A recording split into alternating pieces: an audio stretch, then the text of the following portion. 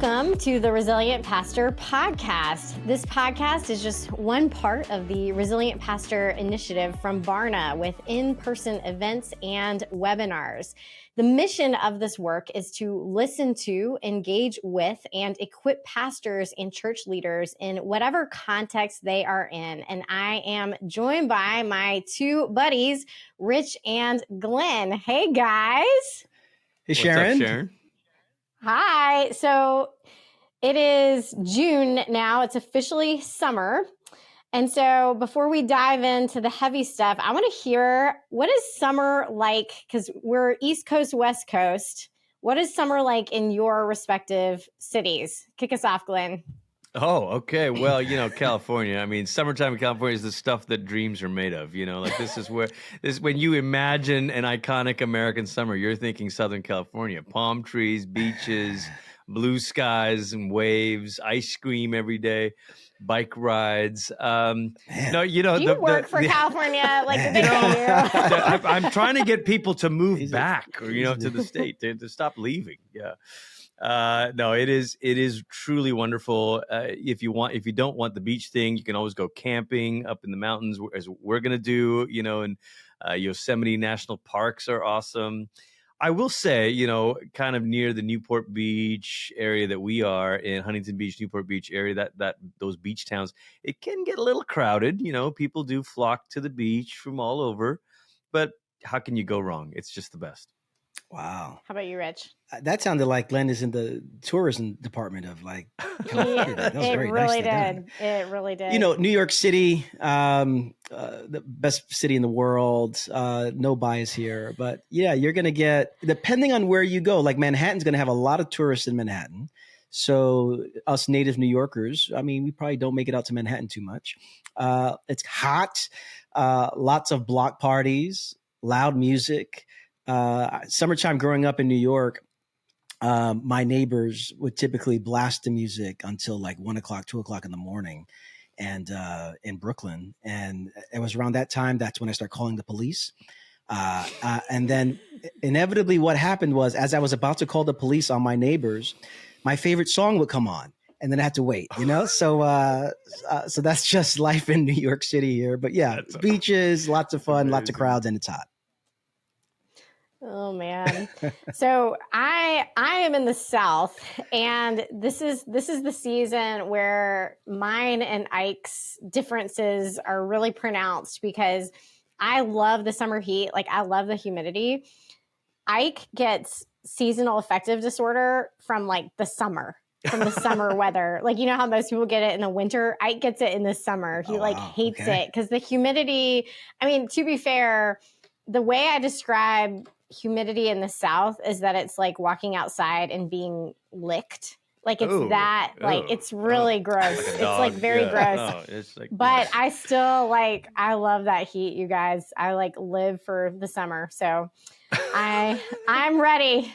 I'm ready for the heat, but I'm excited. I'm excited for that dreamy California picture you just painted as well. I'm sure you're getting a really great check coming in the mail from the state of California from that. But before we get into our conversation, we want to mention a couple of our partners in this work, World Vision and Right Now Media. First, we want to thank World Vision. Their team shares our heart for the church and advancing the kingdom, and they're offering a free downloadable resource called The Liberating Move of God. You can go to worldvision.org/Barna podcast to download this study today. And then we also want to thank Right Now Media. Right Now Media wants to partner with you to enhance the discipleship experience in your church. Visit rightnowmedia.org to find out how Right Now Media can serve your church with the world's largest library of video-driven Bible study resources. So today we are going to be joined by Carey Nieuwhof. If you're not familiar with Carey, he is a best-selling leadership author, speaker, podcaster, former attorney, church planter, and founder of the Art of Leadership Academy. He has one of the top ranked podcasts and writes one of the church world's most widely read leadership blogs. And I'm sure I can speak for all of us in saying that he has encouraged us in our respective ministries as well. Glenn, you sat down to interview Carey. And so what stuck out to you from that conversation? There were so many little moments. We all appreciate Carey for his insight, for the way that he's able to sort of synthesize wisdom from other people and communicate them, his own wisdom and experience. But I think in our conversation, I felt like I was getting a relaxed kind of fireside chat. Carey, he was reflective about his own succession process. He was very honest about the struggle with identity and purpose, and being around the church that he had led for so long. And I really appreciated him in that mode. And because he was in that mode, he was actually able to say some good, strong, maybe even challenging things to pastors who are hanging on longer than they should, But a couple of threads that I'd love for us to pick up is, we talked a little bit about developing leaders, but there's this sense in which we might think the timeline is longer than they do. And, some of the examples he said, is like there's this idea that a pastor who's on his way out announces his retirement or transition 7 or 10 years from now. And it's like, oh, my goodness, this is so long. And then everything changes and then they prolong it and they go, just kidding. I'm not actually leaving. I'm just slightly adjusting my role. And this, Carey's describing this. And there's all this stuff around the leader's own sense of worth and identity, as I alluded to. But the part I want you guys to reflect on is on the other side of that are these leaders that are wanting more and not able to get it. And I just wondered, in your own experience, maybe Rich, you could share this. Like you came in your 30s with this idea that you were going to kind of take over. But like, what was good about the timeline that you experienced? And then what was challenging about it? I mean, for me, when I got to New Life, I was just turned 29. And it was a couple of years into that a conversation was had about me potentially succeeding Pete Scazzaro. And so I think what was helpful around my own conversation with the board and with Pete in that process was, number one, there was just clarity around this is what we're looking at. I think whenever, from a succession point of view, until there is legitimately an agreed upon date, not something that's thrown out there, I don't know if there's the level of clarity, urgency, shared expectations really can be realized. And so in our case, we had a very specific date. It was October of 2013, which gave us a good 3 years. And in that 3-year process, what was really helpful as I was growing was, what percentage am I doing with regard to this part of the job, and what's Pete doing? From a preaching perspective. And so there was just clear expectations. And I've said it here probably before, an expectation is only valid when it is conscious, spoken, realistic, and agreed upon. And we had those elements and the expectation of what transition would look like. But I just found I was able to have a slower process with a very clearly stated end in mind. And that was a really significant environment that was created that made it pretty healthy. It's interesting that you outline again, when an expectation is valid, because Sharon, you and I have talked about how sometimes it feels like the expectations on the side of the younger leader, and you say you keep, you refer to the church as being a church plant, but I think the number of years now you're kind of in that second phase, right? Right. And you have leaders that maybe were with you, that planted with you, that are maybe hoping to climb up in more responsibility, not to take over the church per se, but to maybe to take on more authority. Like, have you experienced that kind of mismatching expectations of timing? In that regard, no. I would say we've experienced different tensions around generational differences, but we actually, because we are in an area where a lot of people are moving here for school, this is a region that is raising up the future leaders of the country and the world. Just because we have Duke and UNC and NC State and Research Triangle Park, like this is the future in a lot of ways.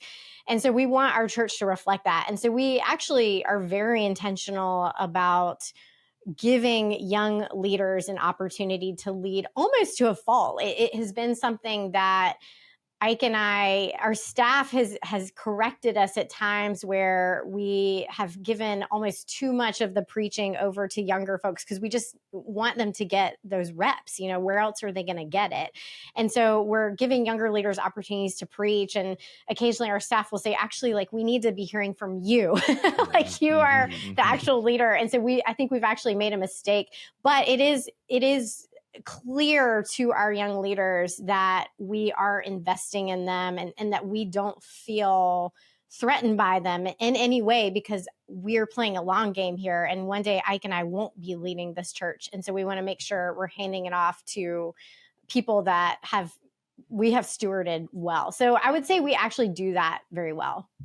Okay, I want you to just say a bit more about the generational differences, though, Sharon. Like, okay, so when Carey and I were talking, if I were to put a name on the generations we were describing, essentially we're talking about older millennials, maybe young Gen Xers, but older millennials for sure, versus old Gen Xers, or actually, boomers, even in some cases, who are hanging on.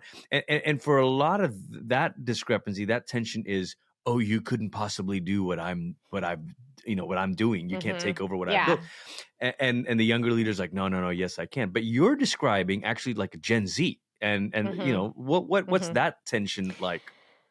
Yeah, I find Ike and we're both millennials, and we are sandwiched between two very different generations. So the generation above us was like a very high honor. I think there was more distance between the authority and those under them.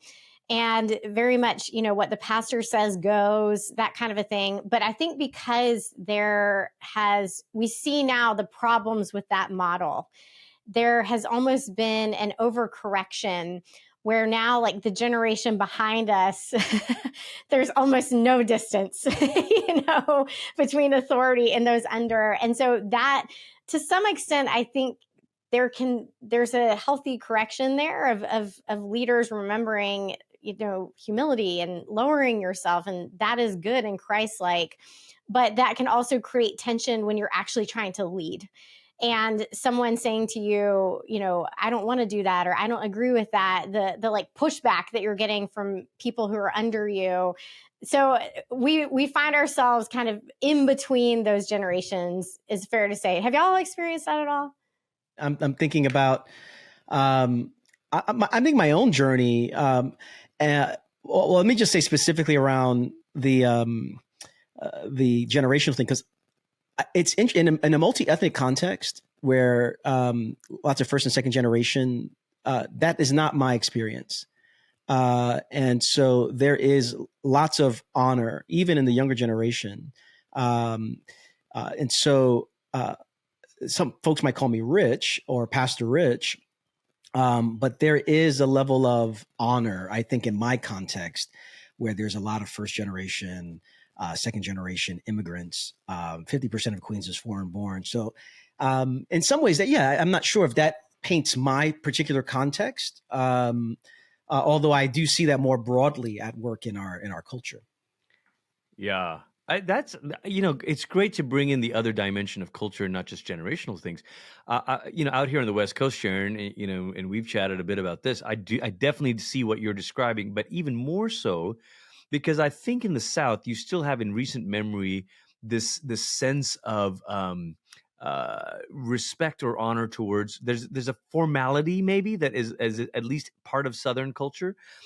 West Coast culture, man, like people came to the West Coast to get away from all the institutions, from all the formalities, So the more informal you can dress, talk, speak, act. I mean, that's why all the startups, the California startups, are like the beanbags and the nap pods and it's all the funny stereotypes about that. Like that's what we're trying to do. Open works, nobody gets in office, and So as much as we can act like there's no hierarchy or structure, the better it can be. And I think there's, again, like you said, there's something beautiful about access and proximity.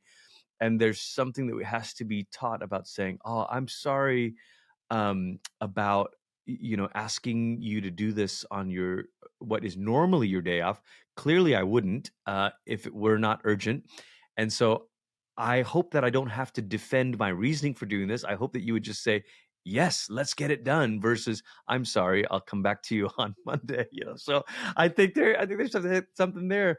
I want to pivot a little bit to, on the side of developing young leaders. Rich, you do have some intentional structures, I know, for developing preachers and the School of Formation. There's all this stuff.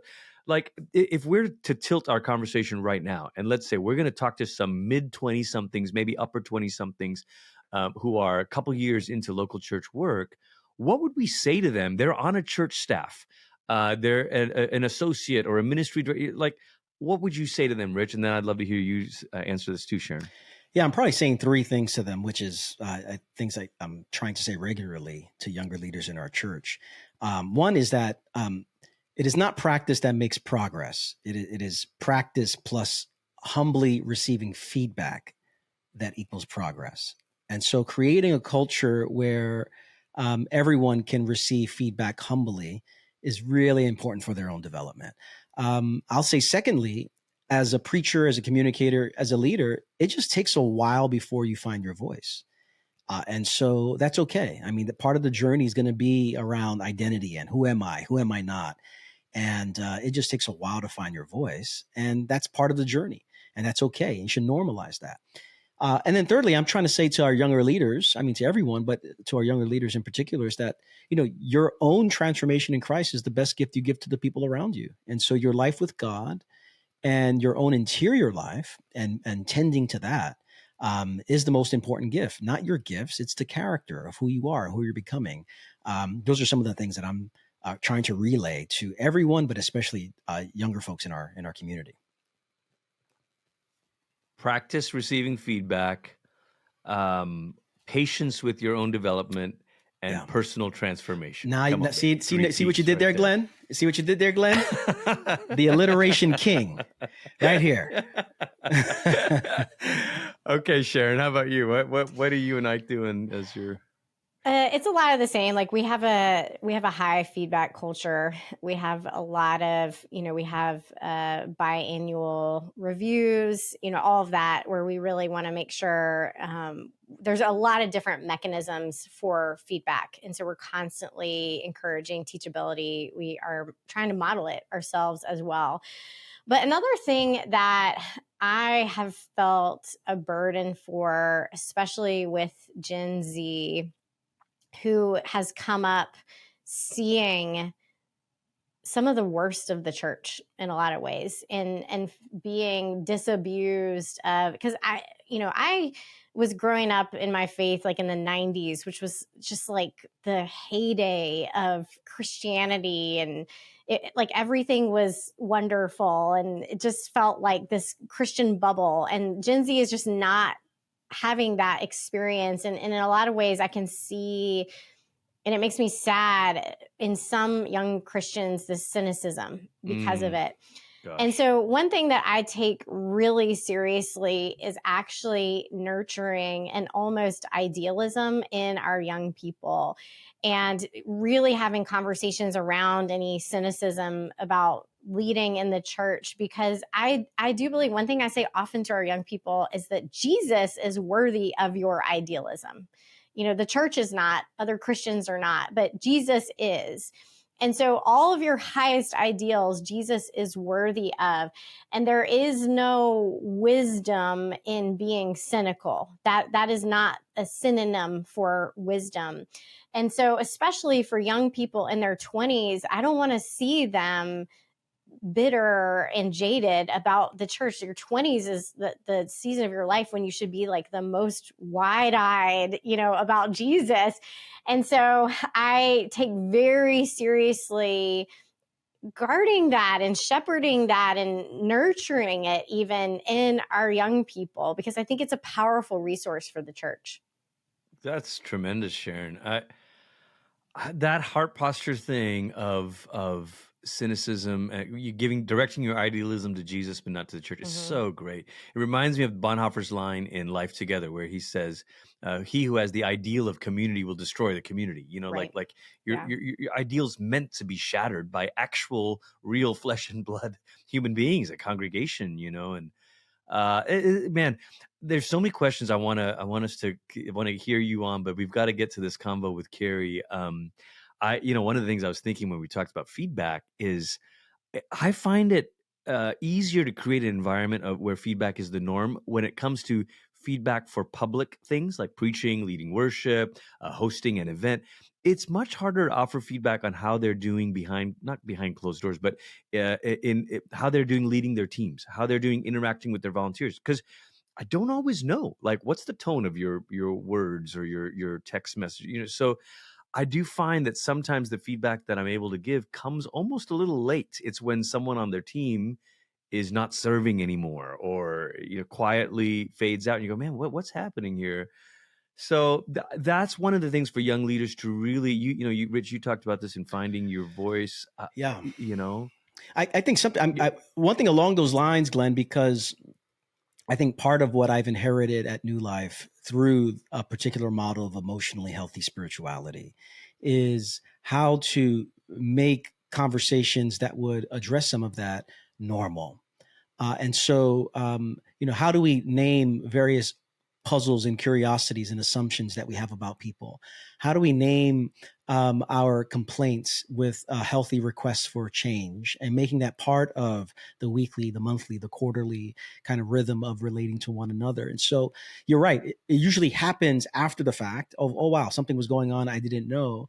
And this is why I think it's so important to create cultures in which there can be healthy speech, shared language, shared values about how we are trying to figure this thing out together so that we're not waiting until there's a blow up before we go, oh man, some things have to change here. So good. Well, listen, we're sharing data throughout this season from the latest State of Pastors report from Barna. And so to our listeners here, if you want to get that journal or watch the full replay of the webcast, go to barna.com/State of Pastors.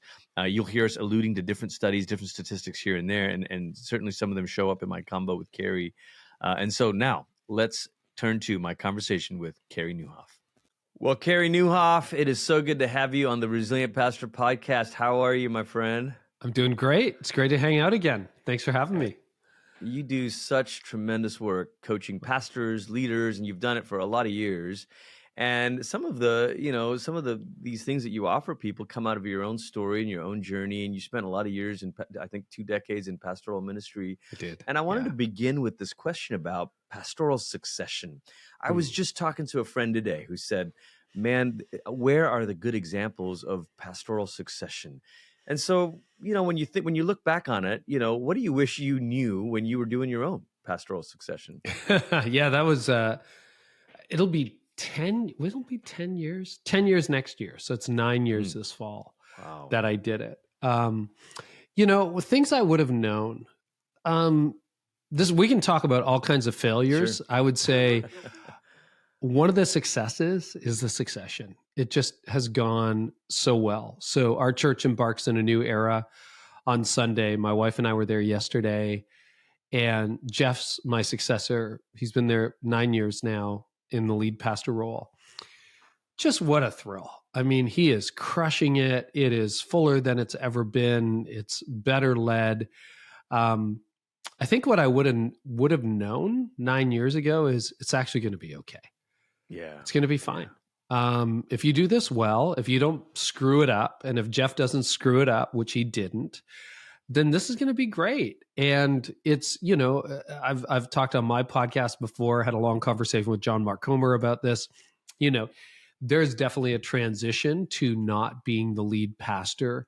In my case, it was lived out privately, not publicly. I didn't go rogue or renegade or anything, but you feel all of the emotions. But I would say, year 9, we didn't move when I stopped being the lead pastor. And full disclosure, I was a full-time member of the teaching team until 4 years ago. So it was only 4 years ago that I really fully stepped back. And now we're attenders, and Jeff invites me to coach him, which I'm really happy to do. He doesn't need it, but he invites me. And I would say if it's done well, it can be wonderful. Now, if I had moved to Colorado or California, that's a whole different story because you leave a whole chapter of your life behind. I think the real challenge, as everybody knows, is what do you do if you don't move? What do you do if you stay in the same community? And I've been living in the same community for 29 years. And I'll tell you, one of the real joys, we kicked off a capital campaign on Sunday, and obviously we were involved in the leader round and everything. And Tony and I are happy to make a gift. But, I date our ministry. Connexus is 15-ish, 20, I don't know. What is it? 17 years old this year. But I go back 29 years now. I've been around a long time. And I started with 3 little tiny mainline churches that would eventually, iteration 5, become Connexus. And there was a couple that was sitting 2 rows behind me on Sunday. They were in their 40s when I got here. They're in their 70s now, Jim and Kareen. And it was before the service, so their row was still empty, so I had easy access. And I just went up, and I knew it was coming. It was the kickoff of the new era. And I just put my arms around them both, and I got pretty weepy. And I just said, can you believe it? Like, can you believe that this happened from the 14 people that we had in 1995 to this today, where we're building a second auditorium and a permanent location for our Aurelia site and lots of people online. And, it was just one of those moments. And I think if you can somehow navigate this, you can get to those moments. But you're right. It usually doesn't happen. And it's a massive character test. And, Yeah. I'm sure I almost failed 4 or 5 times.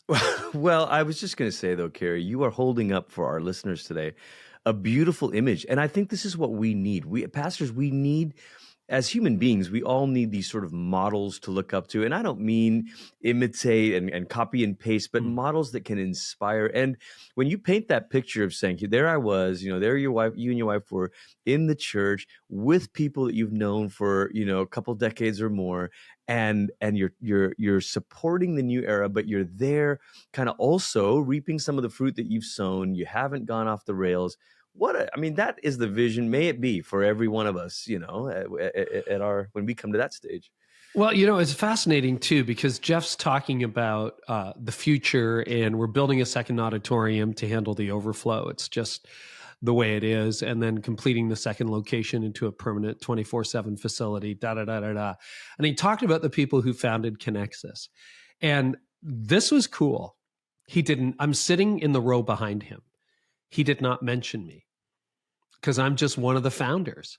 And you can look at that. I mean, I don't want to say my ego wasn't pinpricked. Well, It was maybe marginally dented for about half a second. And then I thought, but this is the beauty.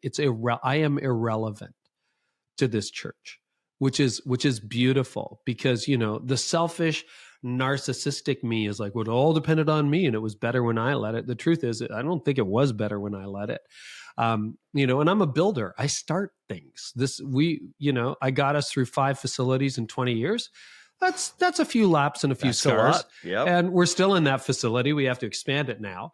But, I played my role. And I said to Jeff in one of our coaching sessions, because he invites me, I fire myself at the end of every year. I learned that from John Maxwell. And I'm just like, okay, I'm done. You don't need me anymore. And he's like, no, I want you to come back and coach me. And that's his invitation. And basically, I don't say much. I just let him talk, and it's his agenda. And if he asks for my opinion, I give it. And some days he just needs to vent, to rant, like, oh, I can't believe this or that. But having somebody who's been in his shoes, who understands, because the elders are great. We have amazing elders. The chair of our elder board is one of my best friends. But they've never led a church. And, we'd be in the top 50 in Canada now, size-wise, maybe 100 for sure. He doesn't have a lot of colleagues he can call. So we just have that kind of good relationship where it took a lot of work, but it's possible. It's not inevitable.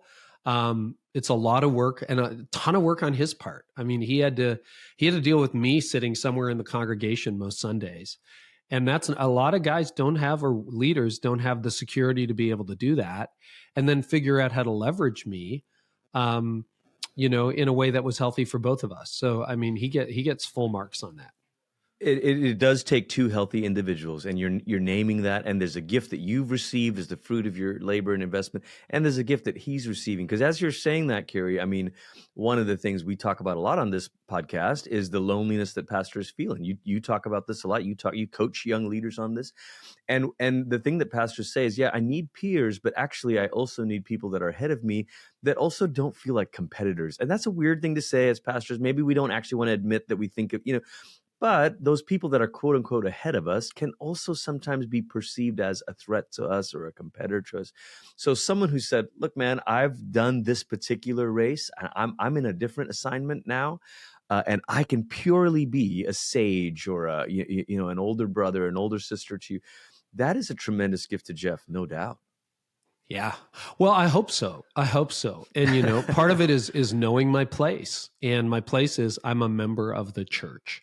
And these days, because there's so many new people, it's 9 years. It's a lot of time, 8.5 years. People, if anybody ever asks, which they rarely do, they're like, how are you involved here? Oh, I was one of the people who helped start the church. Or sometimes it's like, I used to work here. That's fine. They don't know. Was I cleaning toilets? Was I the lead? It's irrelevant. I'm a member of the body of Christ. Amazing. I had a function. I had a time where it was really helpful for me to be in the lead pastor seat. I felt that my time was coming to an end. I enjoyed teaching for a few years, and then I felt, I think this season is closing. And now I get to be a member of the church, and we get to give. There's another capital campaign. Right. So I'm like, wait, I've done my time. And then I'm like, oh no, I'm going to pray about this and so we're really happy to be a part of that. I wonder what it takes to identify or keep young leaders around. When Barna did the study, they asked pastors, are you concerned about the future of church leadership? And 4 out of 5 pastors, that's 78%, said, oh yeah, we're concerned about the quality of future Christian leaders. 3 out of 4, 72% of pastors actually agree that they fear the church will decline because of inadequate leadership. But I wonder, Carey, you're describing, when I asked you to talk about the succession, you went right to your own personal process and health rather than any angst or anxiety about the church as an organization. So sometimes this is maybe a spin on the question. Is some of the hand-wringing of current pastors about the future of leadership maybe because we think too highly of ourselves as current leaders? Yes, I think so. This is your podcast, so I can screw it up, right? I honestly, Glenn, Barna tracks the average age of pastors, and it's progressively crept up. In the 90s, it was 40, and now well into your 50s, et cetera, et cetera. And I'm not saying there are 70-year-olds I know who are leading with vigor and renewal and exciting vision and are reaching the next generation. Go for it. But when I was a young leader and I was part of a mainline denomination, I saw a lot of people who, when I was 30, were at my stage now. And I knew as a 30-year-old, it's like they lost the energy, they lost the vision. And in coffee with them, some of them had the honesty to admit that they were waiting for their number to come up. And that was years of service plus their age to equal pension plan. And trust me, it wasn't that great a pension plan, but they were waiting. And I'm like, and they had lost the passion for ministry. And I just said to my 30-year-old self, I don't ever want to be that guy. And then in my late 40s, I felt my passion starting to shift, not waning, but I got frustrated with day-to-day meetings. I didn't want to be in the operations anymore. I love the vision thing. And then I'm like, wait, 5 buildings in 19 years. You do this one more time to these people, you're going to kill them. And but that's what I do, right? I start things and I love new. And I'm like, they need stable leadership. And Jeff was a decade younger than me. He had just turned 40. And I'm like, I think now is the time. And so to your point, if you're concerned with next generation leadership, the answer is give them the keys. Give them the keys. Just give them the keys to the car. And, I don't know. On Sunday, I did not know the name of a single person on the worship team. And they're all basically under 30, 35. Wow. I don't know who they are. That's great. They were doing a fantastic job. I don't know half the people on guest services. I don't know. I just don't know. And it's wonderful. It's renewed and I'm irrelevant. And that's fantastic. Because when you become irrelevant, right? When you die, then you don't really have a choice. It's like you're all of a sudden irrelevant. So why not become irrelevant before you die? That's great. Because then you can go on and do something else. It's so great. You know, with young leaders, and you see this all the time. You know, so many young leaders are opting to plant churches because they're not finding the opportunities or the authorities within their right. And there's nothing wrong with that. Like Carey, I am pro church planting. I know, I understand the statistics that the best way to reach new people is new churches, new places. I get it, but I wonder how many people are opting for that because it's the only place that they can find some kind of voice or opportunity. Are you seeing that?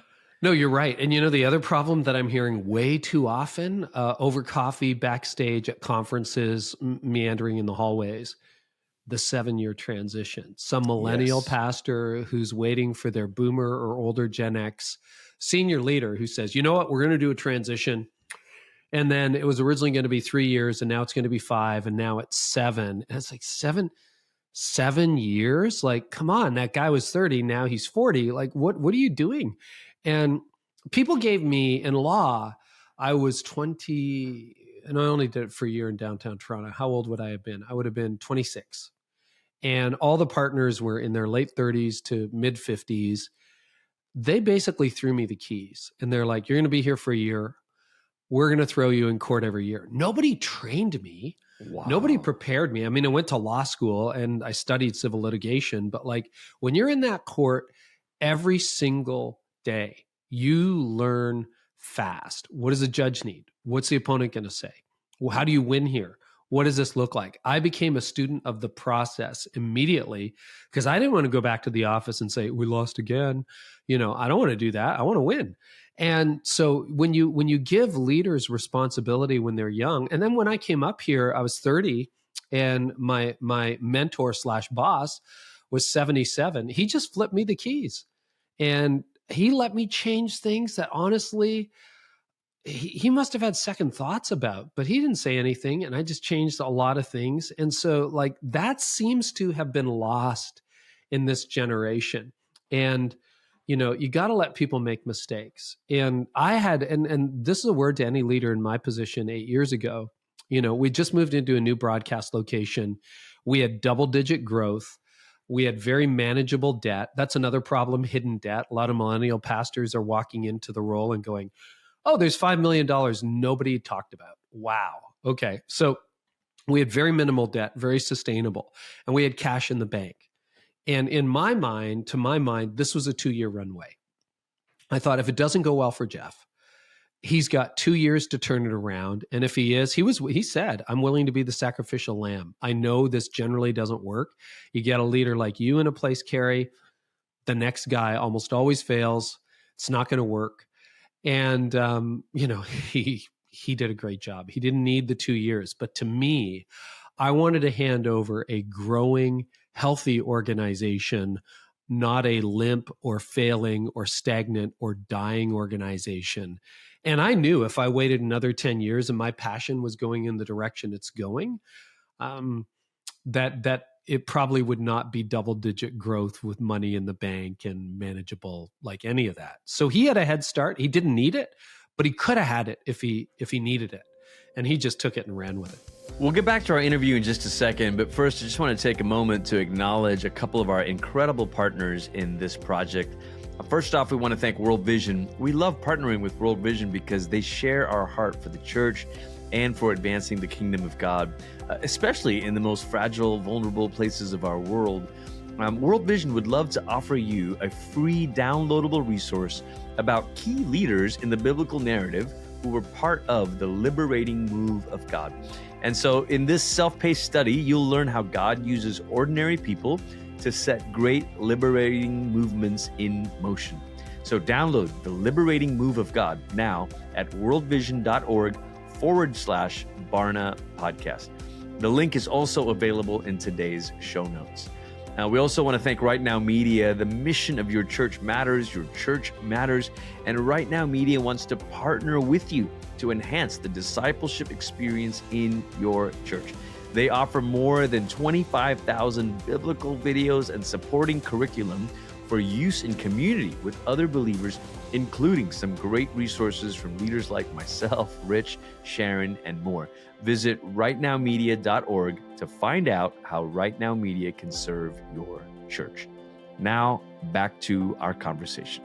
Let's talk for a moment about different sized churches. I mean, sometimes you could say, well, maybe for the church that has grown or experienced exponential growth under a particular pastor or leader, and you go, well, it's too big now. And I hear this a lot from pastors, and I could do it, but no one person could do my job now, and okay, so what does it take, and how do we prepare for that? Or are we going to find ourselves with these churches of a certain size with no one able to really take over?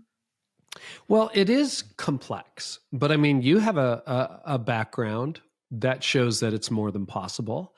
And I think sometimes, with boomer large and in charge leaders, you can often have that dynamic where it's sort of the one person show or a lot of charisma. But, Andy Wood's been doing a great job following Rick Warren, like a really, really good job.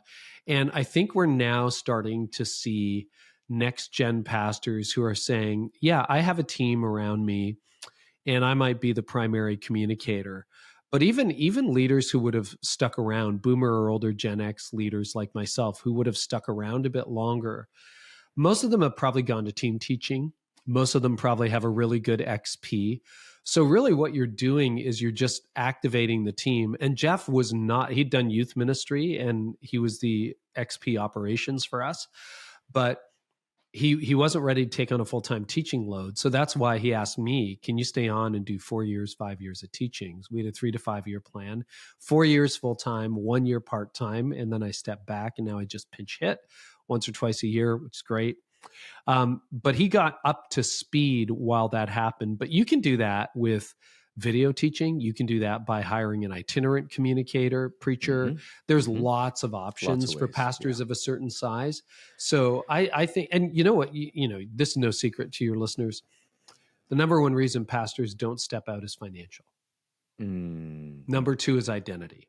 It's like, I need the paycheck. Well, I don't want to be doing God's work for the paycheck. I mean, that's a bad idea. And we were not financially set up indefinitely when I stepped out. But in the same way that going into ministry was a leap of faith, stepping out of ministry was a leap of faith. And God's provided. So, and if you have a financial issue, talk to your board and frame it as a financial issue. Financial issues are financial issues. They're not tenure issues. So make it a financial issue. And maybe some donor is saying, here's a $50,000 package and we'll set something up for you so that you can go with some dignity. And then a lot of us, like my passion, I've mentioned a couple of times, my passion was fading for that. Not for this. I love this. I love building into leaders. Like God was saying, I got a new season for you. I didn't know it at the time. I didn't see it at the time, but it was like the same thing leaving law to go into ministry. It's like, if you trust me, maybe I'll provide. And, my passion is every bit as hot now as it was when I led the church. And it's just a different season, a new assignment, maybe a fresh calling. It's great. Well, it's amazing because what you're doing, and the Art of Leadership Academy, you've been doing it for a couple of years now. People sign on for a year subscription; they get access to all these materials. I mean, it's a way for these young leaders who find themselves thrust into the place, the stage, the chair, and they go, well, hang on, great to say, throw me in the deep end, let me swim, let me learn on the job, but can somebody else resource me? As you train and equip young leaders who are stepping into this role, what are the 4 or 5 things that you're like, okay, I always need to talk to them about this or this or this, that they just don't know? That's a good question. A lot of them are struggling with the preaching load. It's a lot. And I look at it through a couple of cycles. You have, you're sitting on the bench waiting to get tapped and called in, and all right, I got my killer message, right? Boom. So you give that a couple of times and you're like, oh, I got to go do some work because this one's been sitting in my head for 5 years.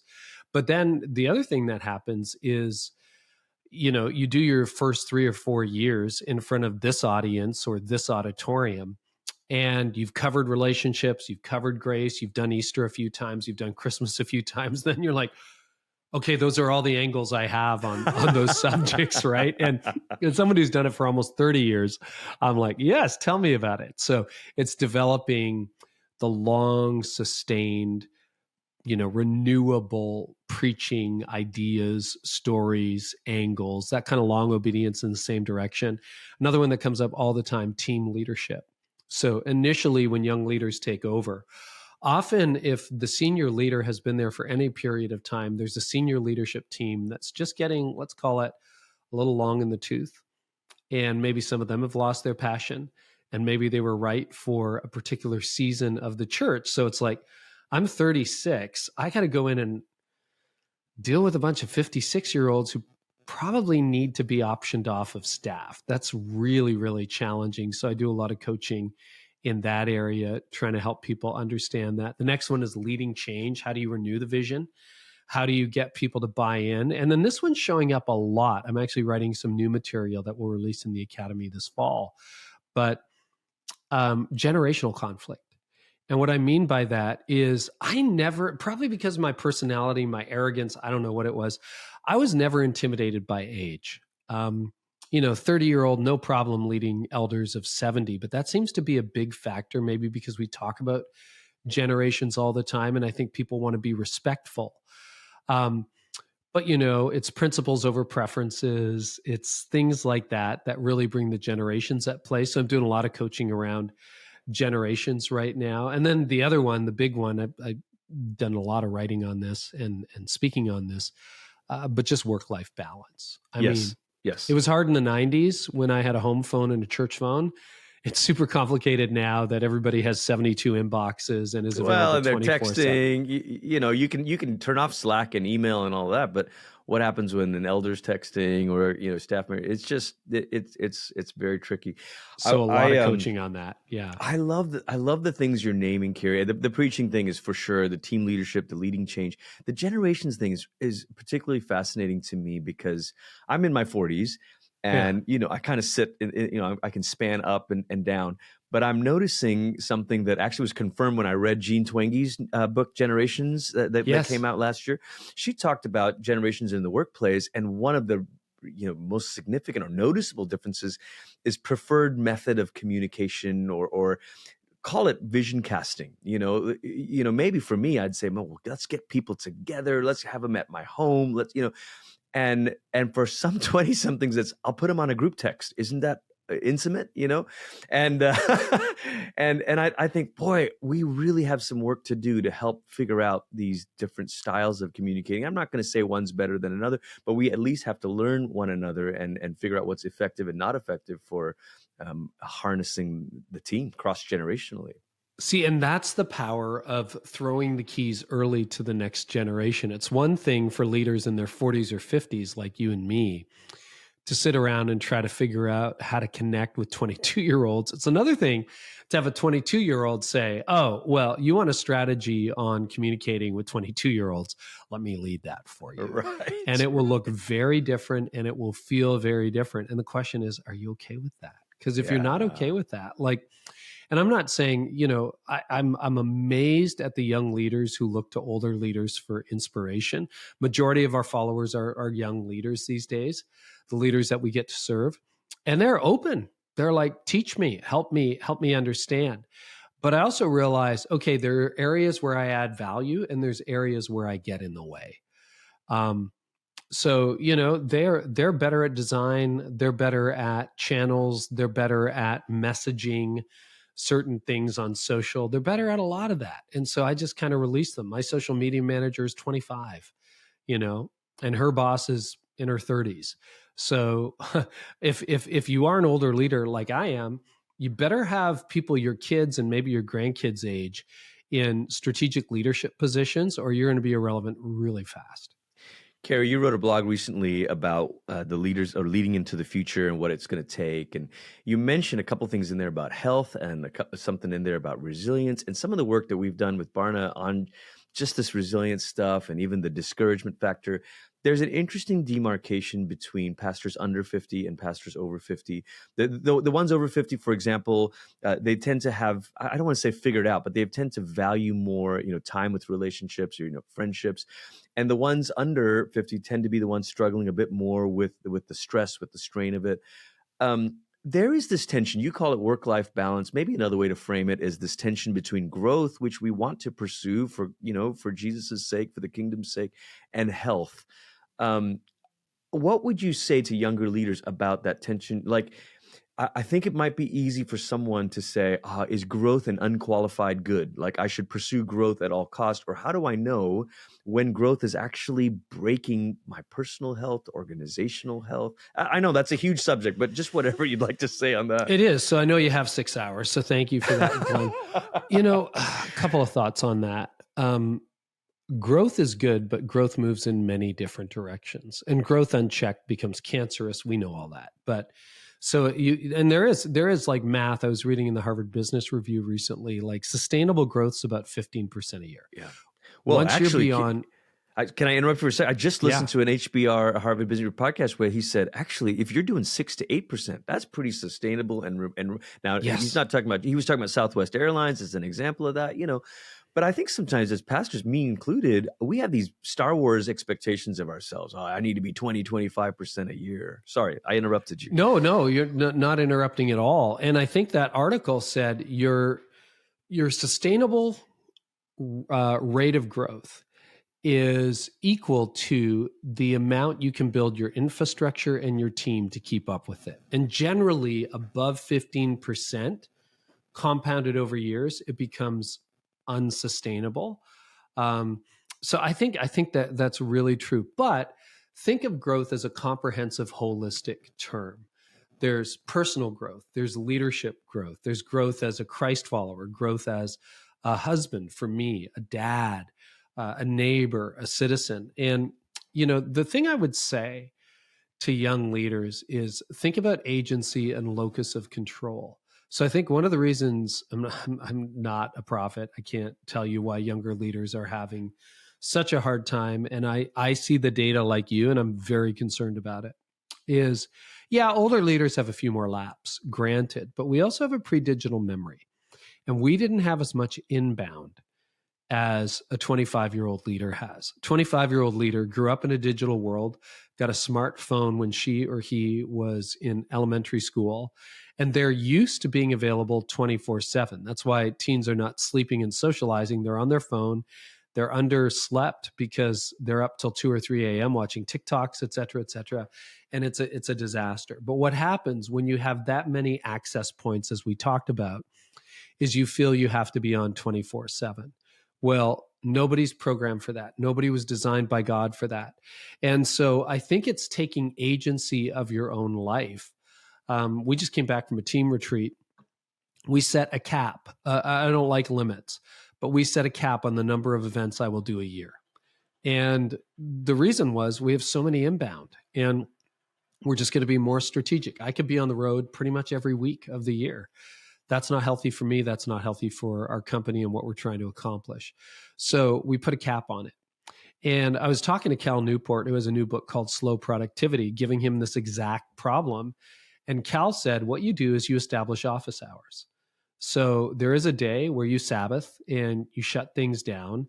And on your website or in a smaller church, it's super easy. You just let people know, I'm not available on Saturdays. In the same way that, hopefully your boss isn't texting you Sunday morning while you're in church. You're not available Saturdays. And they're very clear paths of communication. If you want a baptism, if you need pastoral care, you can even have separate inboxes for that. So that allows you to pause. That allows you to shut the laptop at 5:00 and say, I'm done for the day. And what I've learned is, and I learned it the hard way because I did burn out when I was 40, 41. But what I've learned is the more limits I set, the healthier things get and the faster they grow. It's bizarre. It's like the less I make myself available, the better things go. It's paradoxical. And hey, I still love putting in a 40-hour work week, no problem. But it's a scarcity mentality or a martyr complex that says, I have to be available to everybody all the time. I don't think you do.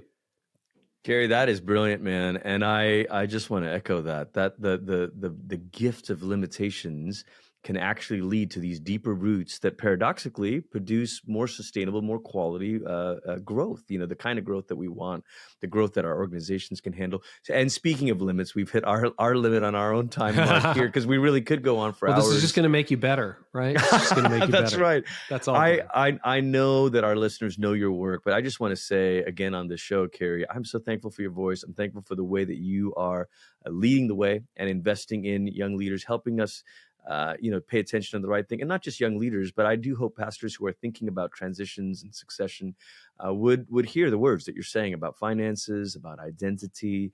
And just to pick up a key thread, you said the word agency. When I speak on resilience, I offer two frameworks for resilience. One framework is that resilience is a kind of recovery. It's a return. It's a recalibration.